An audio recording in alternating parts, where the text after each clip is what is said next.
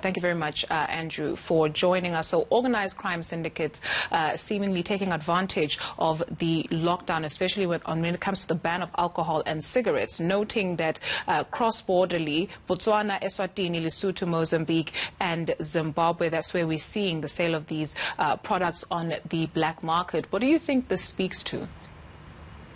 Good afternoon and thanks for having me. As the Minister said, I don't think this this move by organised crime is particularly surprising. It's happened every time in history where there has been a prohibition on something like alcohol or tobacco. The illicit tobacco industry was already very well established before lockdown, so organised crime syndicates were already involved in it, and so perfectly placed to take over when the legal trade was suppressed. And while illegal alcohol was less well established, I think established syndicates could quite easily get into that following the lockdown. So not very surprising, but something that government should be concerned about. There is good reason to limit these products, well, particularly alcohol, in terms of keeping hospitals free.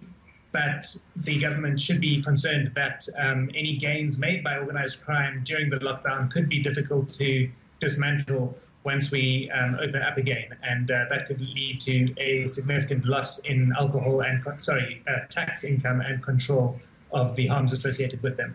And staying on illicit goods, interestingly, the minister is saying, where does the word huge come from? Struggling to understand how we qualify that when we're saying that we're seeing a huge surge in the illicit trade of goods. Sure. Well, I think we're working in a data-low environment. So in this regard, it's great that the minister is giving briefings like this, where we are getting relatively regular updates on reported crime and the like, which we don't usually get. But I think what he was referring to is people like me and others who might be commenting about how there is a surge in organized crime and a surge in the flow of illicit goods. Andrew, I'm so sorry. I'm going to have to come in there, please. If you could just repeat that for us.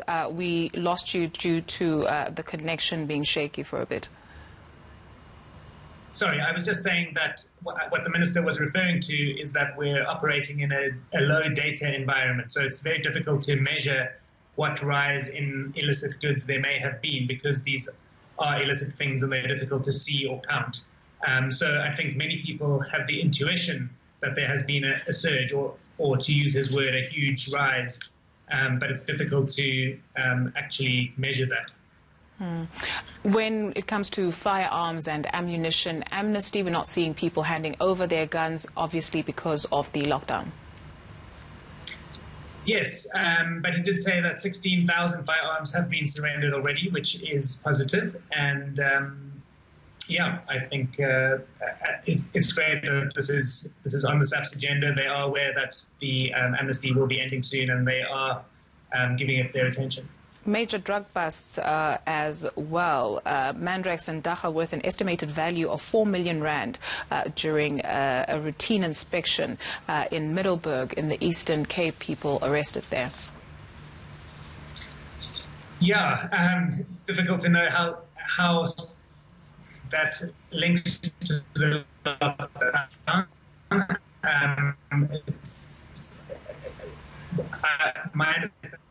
Andrew, it's such a pity. We really do apologize. Our connection not giving us joy there. Andrew Faull is from the Institute for Security Studies, unpacking these figures and the information that was released by the police minister a short while ago. We apologize for that.